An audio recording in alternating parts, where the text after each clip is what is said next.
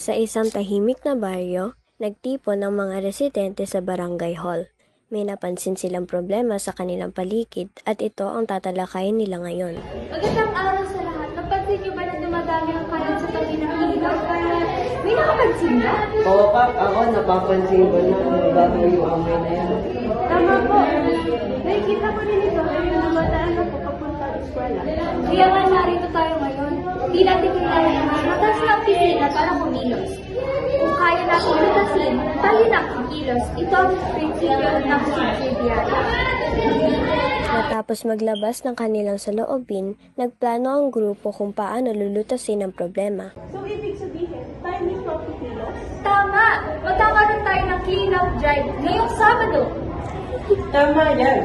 Nung tanong namin, kapag may problema, nagtutulungan kami.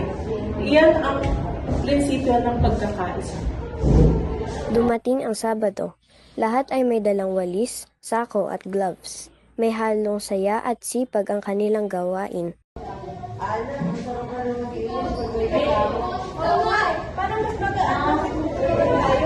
Totoo, kahit maliit na aksyon, kapag sama-sama, malaking pagbabago. Matapos ang ilang oras, malinis na muli ang ilog.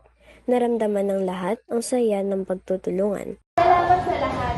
Ngayon, alam na natin ang ibig sabihin ng lipunang politika.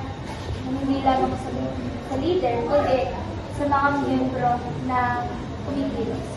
Tandaan, kung kaya natin, tayo muna ang kikilos. Pero, hindi pa rin natin makakalimutan ang pagtulong-tulungan. Gets ko na po, kapag nagkakaisa at kumikilos agad, mas mabilis ang pagbabago.